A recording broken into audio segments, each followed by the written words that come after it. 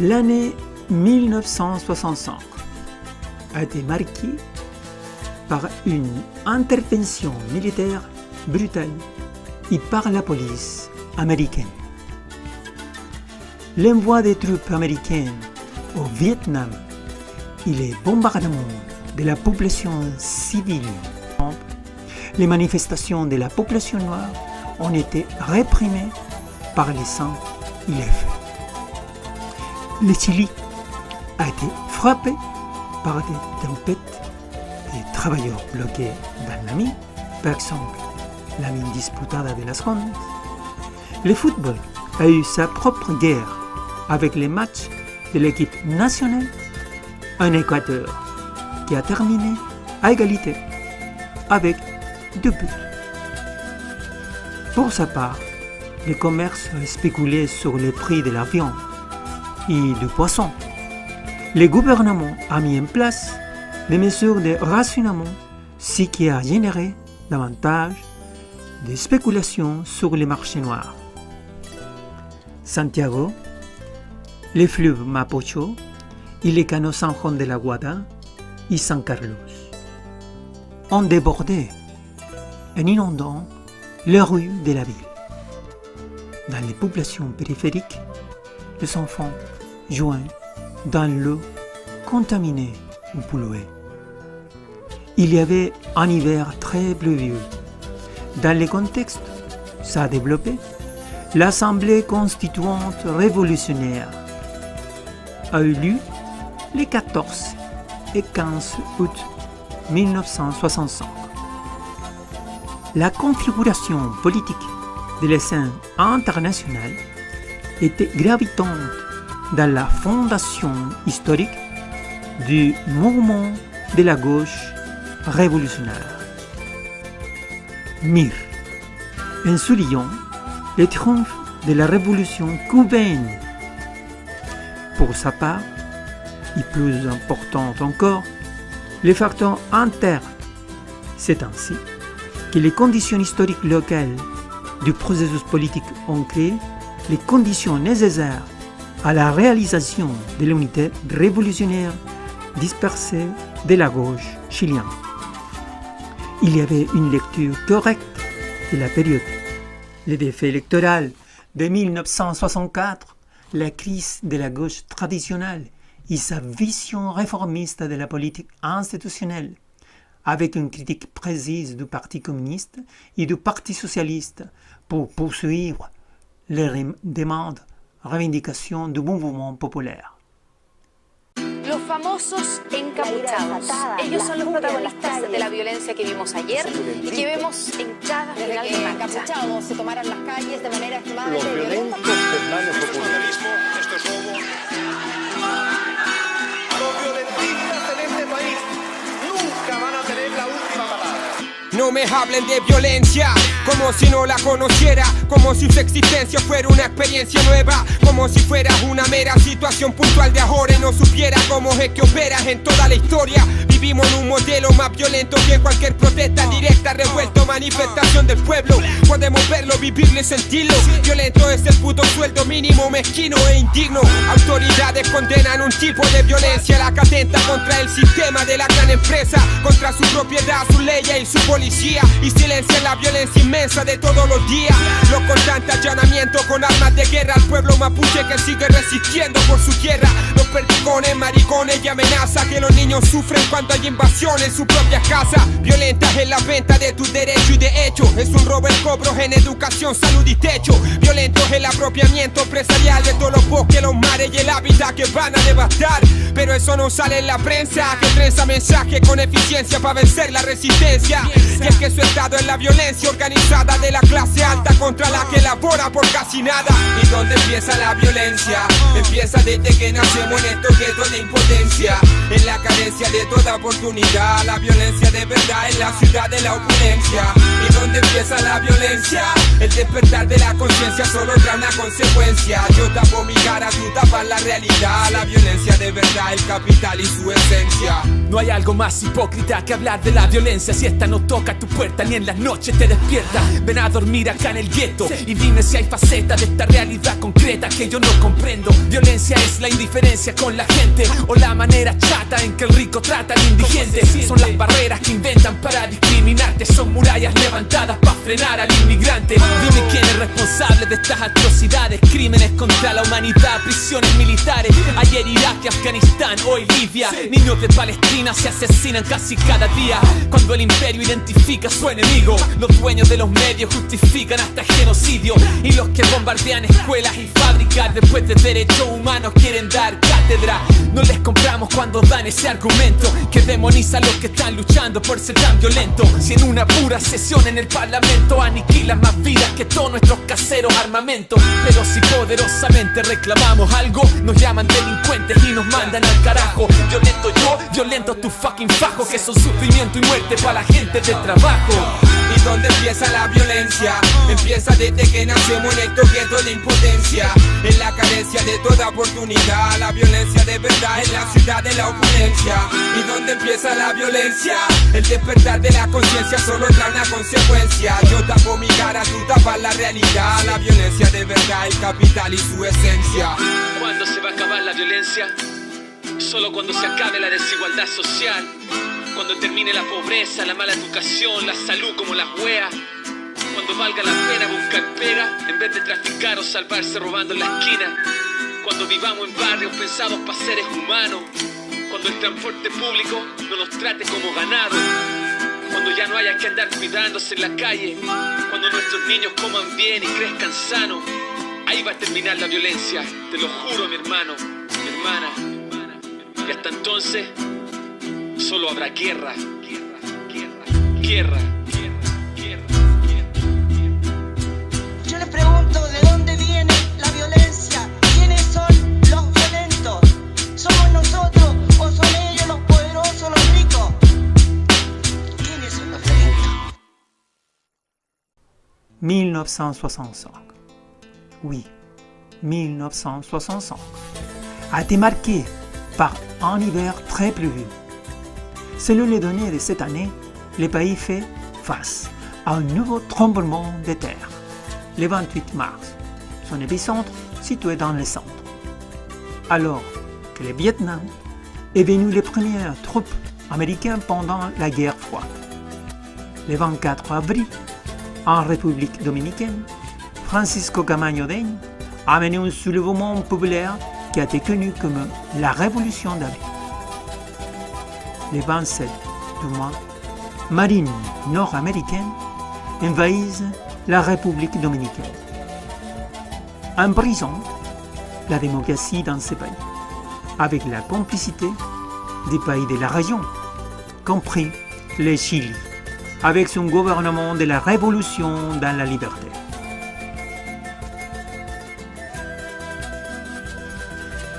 La gauche révolutionnaire chilienne, après plusieurs tentatives infructueuses de construction, réalise l'outil anticapitaliste tant désiré, ressemblant à la plus large représentation de la gauche révolutionnaire.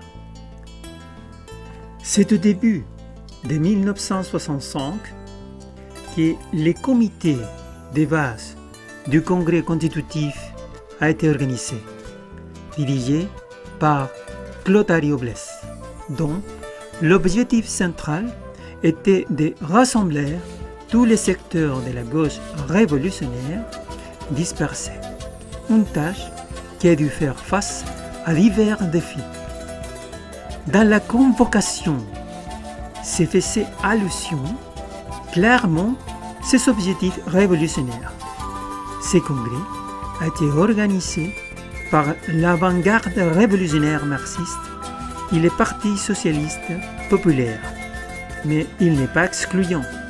Et il peut assister tous les groupes, les secteurs et personnes qui coïncident dans l'urgence d'organiser, sur la base d'un programme révolutionnaire clair, un parti qui accomplisse avec la tâche historique de démanteler l'ancienne structure économique capitaliste en construisant sur ses ruines un régime socialiste. Selon un récit des participants eux-mêmes, recueillis par la presse révolutionnaire de l'époque, 93 délégués étaient présents. Les dossiers parlaient des délégués de Puerto Montt, Los Angeles, Concepción, Linares, Talca, O'Higgins, Santiago et Valparaiso.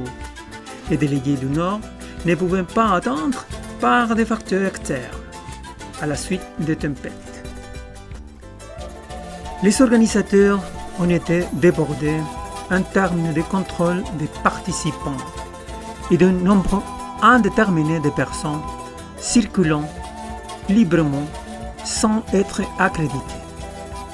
Qui étaient ces révolutionnaires qui sont arrivés au siège de la Fédération du cuir et de la chaussure, facilités par le leader anarcho-syndicaliste Ernesto Miranda.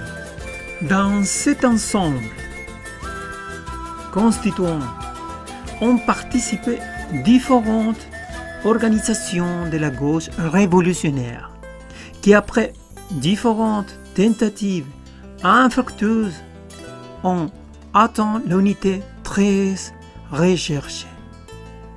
Parmi les délégués présents étaient trouvés Enrique Sepúlveda Vanguard au début de 1965, Martín Salas, Eduardo Fuente, René Parra, Sergio Guajardo, groupe trotskiste de Crochet, ARM, militante trotskiste du Parti révolutionnaire Reinaldo Muñoz et Jorge Cereceda, le mouvement révolutionnaire communiste pro-chinois qui a rejoint l'avant-garde marxiste Gabriel Esmirro Figueroa. Depuis Concepción, Marco Antonio Enrique et un groupe de gens révolutionnaires issus du Parti socialiste et communiste, les collectifs auxquels ils étaient partis. L'avant-garde marxiste et les partis socialistes populaires avaient connu différents processus internes d'unification, non sans difficulté, résultant des pratiques sectaires de ceux qui s'opposaient à la unité révolutionnaire. Parmi les groupes non structurés organiquement, les présence de Clotario Blest s'est démarqué. Celui-ci venait de cette position en tant que dirigeant syndical. La convocation était ouverte à toutes les organisations révolutionnaires. Ils sont soutrait les groupes staliniens Spartacus Moit, qui a fondé en 1966 le Parti communiste révolutionnaire. Ils ont assisté à l'Assemblée constituante révolutionnaire les compagnons de Concepción Lili Rivas, Buenaventura del Carmen Ulloa Carrillo, venant de l'avant-garde marxiste révolutionnaire. De Santiago ont participé les sœurs María y Herminia Concha, originaires du trotskisme. Il faut mentionner Guacola Salas de la jeunesse communiste. Lumi Videla n'a pas pu participer à l'Assemblée constituante, rejoint le mouvement de la gauche révolutionnaire MIR quelques mois plus tard, a partir de l'Institut pédagogique.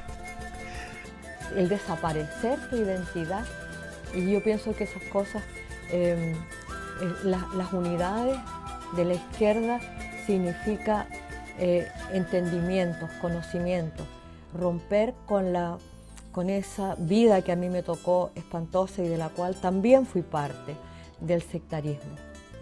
El sectarismo, y yo creo que eso forma parte de eso que te digo, en que las adscripciones políticas que hacíamos era muy emocional. La gente se adscribía a un partido y no tenía una construcción y una elaboración que le permitiera ir desarrollando su posición en el lugar en que estuviera, ¿ya? Yo creo que esa diferencia la tuvimos los miristas. Los miristas, yo siempre digo, y ahora en estas lecturas que estaba diciendo me la he encontrado, no soy yo nomás la que percibí. Éramos cultos, ¿ya? Éramos gente que leíamos los diarios, ¿ya? Que pensábamos. Les participants à la révolutionnaire constituante sont venus avec la conviction du moment historique. Clotario Blest, avec ses mystiques qui a transmis sa voix, a accueilli. Nous sommes réunis ici parce que nous voulons créer une organisation révolutionnaire. Et maintenant, nous allons faire la révolution. Pour cela, nous nous sommes réunis. Nous ne sommes pas venus à autre chose. Dans une longue auberge rustique se trouvaient les compagnons Enrique Sepúlveda, Miguel Enríquez, Luis Vitale, Humberto Valenzuela, Gabriel Smirno, René Barra. Le soir de ce 14 août 1965 est passé entre les ferventes discours des assistantes et d'arriver aux travaux des commissions organiques, déclaration des principes et programmes, les questions militaires. Le 15 août, le comité central a été formé. Enrique Sepúlveda, Clotario Blest, Miguel Enríquez, Humberto Valenzuela, Luis Vitale, Oscar Wilde, Bautista Banchowen, Danton Shell, Gabriel Smirno, Jorge Cereceda, Edgardo Godesa, Reinaldo Muñoz, Mario Lobos, Sergio Guajardo, Martín Salas. L'instance maximale de direction au secrétariat national a été intégrée par Enrique Sepúlveda, Weiss, Smirno et Valenzuela. L'émir est apparu sur une définition idéologique claire. À partir des différentes positions existantes au sein de leurs organisations qui ont participé à l'ensemble constituant révolutionnaire. Le marxisme-léninisme était le support idéologique supposé comme méthode d'interprétation et de transformation de la société. Il y avait une conviction anti-stalinienne dans le militantisme et ils ont été placés dans les contacts historiques de la gauche révolutionnaire en Amérique latine. La déclaration des principes écrite par Luis Vitale s'est concentrée sur les positions du trotskisme dont il faisait partie. L'émir s'est déclaré marxiste-léniniste, gouverné par les principes du centralisme démocratique, se différenciant des partis politiques traditionnels, rejetant la voie électorale pacifique, promouvant l'insurrection armée pour parvenir au socialisme, document la conquête du pouvoir par la route insurrectionnelle, présenté par Miguel Enríquez et en collaboration avec Marco Antonio Enrique et Marcelo Ferrara. Bautista Banchowen a contribué à cette thèse insurrectionnelle. Le drapeau rouge et noir fait partie de la matrice de la mystique qui a transcendé les générations suivantes. Aujourd'hui, dans ce processus de réarticulation, l'émir est présent avec son histoire et d'où nous pouvons nous joindre à la lutte contre les modèles de domination et rejeter la farce électorale de la politique chilienne, la tromperie du progressisme et la tradition opportuniste du réformisme.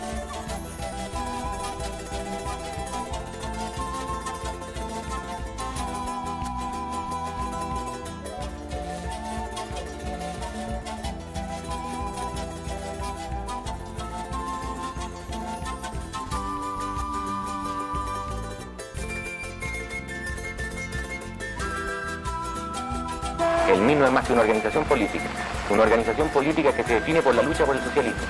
se define por luchar por los intereses de obreros, campesinos, estudiantes y pobladores. Los métodos son métodos revolucionarios, no son métodos que nosotros hemos impuesto a las clases obreras, campesinas y a los trabajadores. Algunos de los dirigentes más conocidos del MIR son personas relacionadas con gente de fortuna o incluso con algunos parlamentarios. Esto hace pensar a algunas personas que en el MIR milita un grupo de niños bien, de pijes, que juegan a la revolución. ¿Qué opina usted sobre esto? No conozco a ningún hombre de fortuna que milite en el MIR, ni siquiera que esté relacionado con hombres de fortuna. Segundo, sí conozco a algunos ex estudiantes que en este instante son dirigentes del MIR. Tercero, no defino a los hombres por la desgracia o gracia de quien son hijos, sino que definimos a los hombres nosotros por la actividad que realmente realizan. Si no fuera así, Ernesto Guevara fue médico, Fidel Castro era hijo de terrateniente, etcétera, etcétera. La historia de las revoluciones y de los procesos populares y de cualquier movimiento de masa establece que en muchas oportunidades se encontrarán hombres que abandonan su extracción de clase y se corren al servicio de otras cuestiones. Fundamentalmente lo que un hombre lo define en este instante, de si está en el campo de la revolución o no, es al servicio de que coloca sus tareas y su actividad. Quienes colocan aquello al servicio de los intereses de obreros y campesinos, creemos que tienen tanto derecho como mucho a luchar por esos intereses y a ser revolucionarios. En términos de lo que se ha llamado introducir la violencia en Chile y acusar al MIR de haber introducido y estar luchando por introducir la violencia en un país que es pacífico, tranquilo, y donde el MIR sería la organización que estaría provocando y buscando la violencia, etc. Nosotros queremos decir claramente, simplemente no entendemos. Nosotros hasta donde entendemos, no fue el MIR el que asesinó a los obreros de El Salvador, fue Carabineros en 1966. Fue la Fuerza Aérea y Carabineros quienes ametrallaron a los pobladores el 26 de noviembre en Santiago. Fue Carabineros el que mató a los pobladores en Puerto Montt. El MIR no ha matado a nadie. No es el MIR el que tortura a los detenidos, es Investigaciones y el Departamento de Información a cargo del señor Hernán Romero. No vemos de a dónde nosotros estamos introduciendo la violencia. Si alguien ha introducido la violencia, es el Ministro del Interior, Carabineros, Investigaciones, etc. ¿Usted se autodefiniría como el Che Guevara de Chile? Me parece ridículo, absolutamente. En ningún caso. Ernesto Guevara fue un gran líder de movimientos revolucionarios en América Latina que está muy lejos, no solamente de mi persona, sino de cuántas personas yo conozco en este instante en Chile. Nuestra aspiración exclusivamente es tratar de luchar bajo las grandes sendas que él dejó. Y la distancia que hay entre él, entre una persona como yo y entre cualquier militante de nuestra organización en este instante es enorme. Ofrendó su vida, estableció una serie de categorías desde el punto de vista conceptual, ideológico, etc., muy distante de lo que somos nosotros.